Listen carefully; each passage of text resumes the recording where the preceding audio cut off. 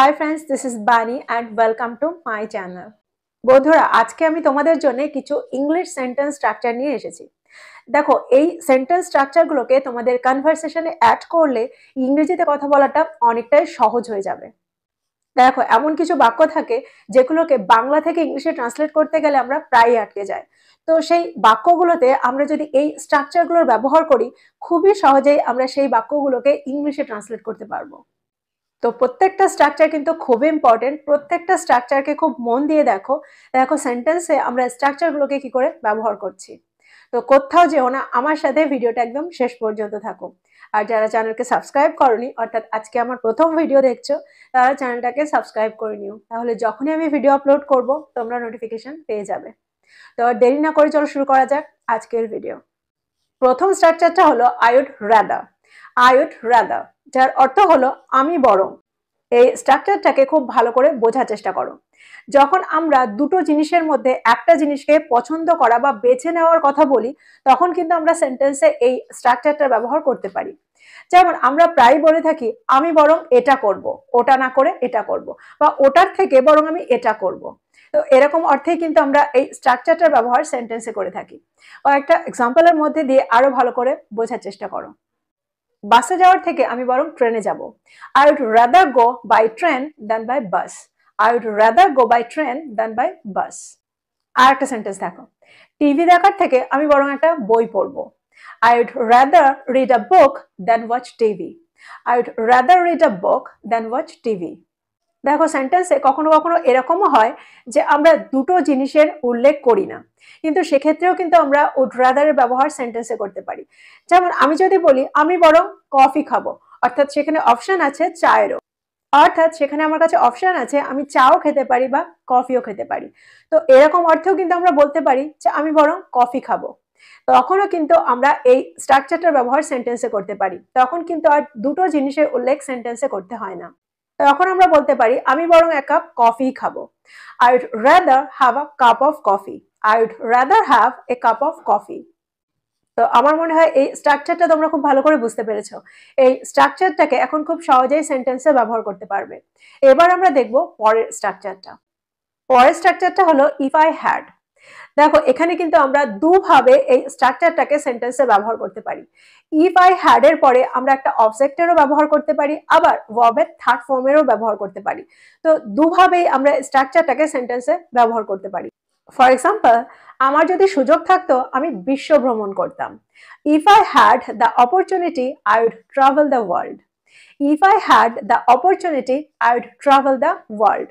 এই সেন্টেন্সটাকে খুব ভালো করে দেখো। এখানে কিন্তু আমি ইফ আই হ্যাড এর পরে একটা অবজেক্টের ব্যবহার করেছি। এখানে কিন্তু আমি ভার্বের থার্ড ফর্মের ব্যবহার করিনি। আর এই ক্ষেত্রে আমরা পরের যে ক্লজটা থাকবে সেখানে শুধু উডের ব্যবহার করতে পারি। এবার চলো দেখি এই স্ট্রাকচারটার পরে আমরা যদি ভার্বের থার্ড ফর্মের ব্যবহার করি, তাহলে সেন্টেন্সটা ঠিক কেমন তৈরি হয়। আমি যদি যানজটের কথা জানতাম, অর্থাৎ যানজট সম্পর্কে জানতাম, আমি আগেই বেরিয়ে পড়তাম। এই সেন্টেন্সটাকে কিন্তু আমরা এই স্ট্রাকচার দিয়ে ব্যবহার করতে পারি, এই স্ট্রাকচার দিয়ে বানাতে পারি। If I had known about the traffic, I would have left earlier. If I had known about the traffic, I would have left earlier. এই সেন্টেন্সটাকে খুব ভালো করে বোঝার চেষ্টা করো। দেখো, এই সেন্টেন্সে কিন্তু আমরা স্ট্রাকচারের পরে ভার্বের থার্ড ফর্মে ব্যবহার করেছি। আর এখানেও কিন্তু দুটো ক্লজ আছে। এখন প্রশ্ন হচ্ছে কোন ক্লজটার সাথে আমরা স্ট্রাকচারটার ব্যবহার করতে পারি। এখানে দুটো ক্লজ আছে। যে ক্লজটায় আমাদের শর্ত বোঝাচ্ছে, অর্থাৎ এটা হলে এটা হতো, তো যে ক্লজটাতে শর্ত বোঝা যাচ্ছে, শর্ত দেওয়া হচ্ছে, সেই ক্লজটাতেই কিন্তু আমরা এই স্ট্রাকচারটার ব্যবহার করতে পারি। তো আমার কাছে যদি সুযোগ থাকতো, এটা হলো শর্ত, তাহলে আমি এটা করতাম। তো এই সেন্টেন্সে প্রথম ক্লজটাতেই কিন্তু শর্ত দেওয়া হয়েছে। আর ঠিক সেই কারণেই আমরা স্ট্রাকচারটাকে প্রথম ক্লজটায় ব্যবহার করেছি। এবার আমাদের পুরো সেন্টেন্সের স্ট্রাকচারটা একবার মনে রাখতে হবে। সেন্টেন্সের স্ট্রাকচারটা মনে না থাকলে কিন্তু আমরা এই সেন্টেন্স তৈরি করতে পারবো না। দেখো, প্রথম ক্লজটায় আমরা এই স্ট্রাকচারটা ব্যবহার করেছি, আর তার সাথে ভার্বের থার্ড ফর্মের ব্যবহার করেছি, আর তারপরে অবজেক্টের ব্যবহার করেছি। কিন্তু পরের ক্লজটাতে আমরা কিন্তু subject plus would have plus third form of the verb plus অবজেক্টের ব্যবহার ক্লজটাতে করেছি। তো পুরো সেন্টেন্সটাকে খুব ভালো করে দেখো, আর একই সেন্টেন্স স্ট্রাকচারে আরো সেন্টেন্স তৈরি করো। তাহলে কিন্তু এই স্ট্রাকচারটার ব্যবহারটা খুবই সহজ মনে হবে। চলো দেখি পরের স্ট্রাকচারটা। পরের স্ট্রাকচারটা হলো I intend to. I intend to, যার অর্থ হলো আমি মনস্থ করেছি বা আমার ইচ্ছা। তো এই অর্থে কিন্তু আমরা এই স্ট্রাকচারটার ব্যবহার সেন্টেন্সে করতে পারি। চলো দেখি কিছু সেন্টেন্স যার মধ্যে দিয়ে আমরা ভালো করে বোঝার চেষ্টা করব।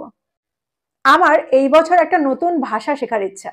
I intend to learn a new language this year. I intend to learn a new language this ইয়ার।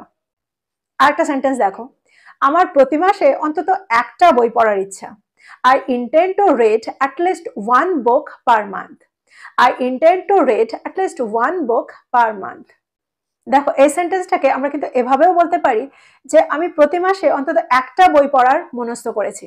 তখনও কিন্তু আমরা একই সেন্টেন্সের ব্যবহার করব। আমরা এটাই বলবো I intend to read at least one book per month. I intend to read at least one book per month. তো আমার মনে হয় এই স্ট্রাকচারটা খুব সহজ ছিল। তোমরা খুব ভালো করেই বুঝতে পেরেছো এই স্ট্রাকচারটাকে সেন্টেন্সে কি করে ব্যবহার করবে। চলো দেখি পরের স্ট্রাকচারটা। পরের স্ট্রাকচারটা হলো লিড টু। লিড টু, দেখো লিড টু সামথিং এর অর্থ হলো কোনো দিকে চালনা করা, কোনো দিকে নিয়ে যাওয়া। ফর এক্সাম্পল, অস্বাস্থ্যকর খাদ্যাভ্যাস বিভিন্ন স্বাস্থ্য সমস্যার দিকে নিয়ে যেতে পারে, বা আমরা এটাও বলতে পারি অস্বাস্থ্যকর খাদ্যাভ্যাসে বিভিন্ন স্বাস্থ্য সমস্যা হতে পারে। তো দুটো ক্ষেত্রে আমরা এটাই বলবো unhealthy eating habits can lead to various health issues. Unhealthy eating habits can lead to various health issues. আর একটা সেন্টেন্স দেখো, ক্রমাগত শিখতে যাওয়ার ফলে ব্যক্তিগত বিকাশ হতে পারে। Continuous learning can lead to personal growth. Continuous learning can lead to personal growth. তো আমার মনে হয় এই সেন্টেন্স দুটোর মধ্যে দিয়ে তোমরা বুঝতে পারলে লিড টু সামথিং অর্থাৎ লিড টু কে আমরা সেন্টেন্সে কি করে ব্যবহার করতে পারি। এবার আমরা দেখব পরের স্ট্রাকচারটা। পরের স্ট্রাকচারটা হলো it is up to. It is up to someone, অর্থাৎ এটা তার ব্যাপার বা এটা তার উপর নির্ভর করে। এরকম অর্থে কিন্তু আমরা এই স্ট্রাকচারটার ব্যবহার সেন্টেন্সে করতে পারি। চলো দেখি এক্সাম্পল। সিদ্ধান্তটা নেওয়া আপনার ব্যাপার বা সিদ্ধান্তটা নেওয়া আপনার উপর নির্ভর করে। It is up to you to make the decision. It is up to you to make the decision. আরেকটা সেন্টেন্স দেখো, তিনি এই কাজটি চালিয়ে যাবেন কিনা এটা তার উপর নির্ভর করে বা এটা তার ব্যাপার। It is up to him whether he continues with this job. It is up to him whether he continues with this job. আরো সহজ করে বোঝার চেষ্টা করো। আমি যদি বলি সে ইংরেজি শিখবে কিনা সেটা তার ব্যাপার, বা সে ইংরেজি শিখবে কিনা সেটা তার উপর নির্ভর করে।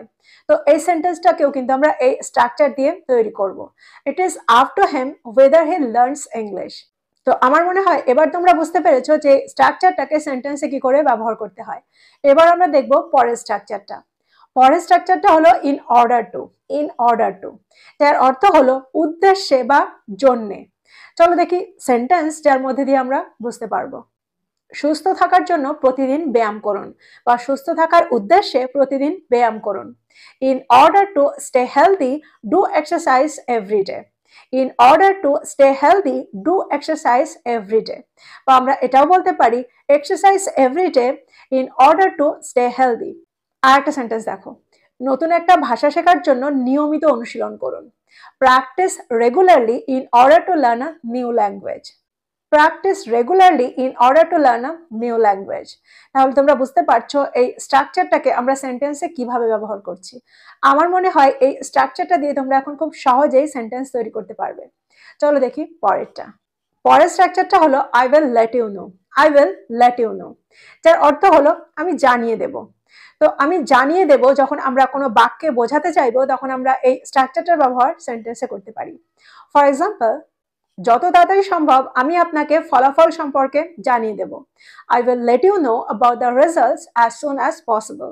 I will let you know about the results as soon as possible. আর একটা সেন্টেন্স দেখো, আমি আপনাকে জানিয়ে দেব যখন প্রকল্পটি শেষ হয়ে যাবে। I will let you know when the project is completed. I will let you know when the project is completed. দেখো এই সেন্টেন্সটাতে কিন্তু দুটো ক্লজ আছে আর একটা কানেক্টর আছে। কানেক্টরটা দুটো ক্লজকে কানেক্ট করেছে। তো একই সেন্টেন্সে দুটো ক্লজে কিন্তু আমরা দুবার উইলের ব্যবহার করব না। আশা করি তোমরা এই স্ট্রাকচারটাকে বুঝতে পেরেছো। চলো দেখি পরেরটা। পরের স্ট্রাকচারটা হলো অ্যাপার্ট ফ্রম। অ্যাপার্ট ফ্রম, দেখবে সেন্টেন্সে এই স্ট্রাকচারটার প্রায় ব্যবহার হয়ে থাকে। এটার অর্থ হলো পাশাপাশি বা ছাড়া।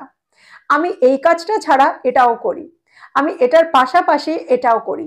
তো এরকম বোঝাতেই কিন্তু আমরা সেন্টেন্সে অ্যাপার্ট ফ্রম এর ব্যবহার করব। ফর এক্সাম্পল, ব্যবসাটা করার পাশাপাশি তিনি একটা পার্ট টাইম চাকরিও করেন। Apart from doing the business, he also does a part-time job. Apart from doing the business, he also does a part-time job. আর একটা সেন্টেন্স দেখো, এটা করা ছাড়া আমি আরো অনেক কিছু করি। Apart from doing this, I also do many other things. Apart from doing this, I also do many other things. তো স্ট্রাকচারটা কিন্তু খুবই সহজ ছিল, তোমরা খুব সহজেই সেন্টেন্সে ব্যবহার করতে পারো। চলো দেখি পরের স্ট্রাকচারটা। পরের স্ট্রাকচারটা হলো I am fond of. I am fond of, যার অর্থ হলো আমার শখ। ফর এক্সাম্পল, আমার নতুন ভাষা শেখার শখ। I am fond of learning new language. I am fond of learning new language. আর একটা সেন্টেন্স দেখো, নতুন জায়গায় ঘোরাটা আমার শখ। I am fond of travelling to new places. I am fond of travelling to new places. পরের স্ট্রাকচারটা হলো as far as I am concerned. As far as I am concerned, যার অর্থ হলো আমি যতটুকু জানি। চলো দেখি সেন্টেন্স। আমি যতটুকু জানি পরিবার সবার আগে। As far as I am concerned, family comes first. As far as I am concerned, family comes first. আর একটা সেন্টেন্স দেখো, আমি যতটুকু জানি সুখের ভিত হলো কৃতজ্ঞতা। As far as I am concerned, gratitude is the foundation of happiness. তো আমার মনে হয় এই স্ট্রাকচারটাও তোমরা বুঝতে পারলে সেন্টেন্সে কি করে ব্যবহার করবে। আমার মনে হয় প্রত্যেকটা স্ট্রাকচার তোমরা খুব ভালো করে বুঝতে পেরেছো। তো প্রত্যেকটা স্ট্রাকচার দিয়ে আরো সেন্টেন্স তৈরি করো আর সেগুলোকে ব্যবহার করো। আর তোমরা খুব খুব পড়াশোনা করো, খুব প্র্যাকটিস করো আর তাড়াতাড়ি ফ্লুয়েন্ট হয়ে যাও। আজকের ভিডিওটা ভালো লাগলে লাইক করতে ভুলে যেও না, বন্ধুদেরকে শেয়ার করো যারা ইংরেজি শিখছে। So this is all about today. I will be back with another video. Till then, take care. Thank you for watching this video. Bye bye.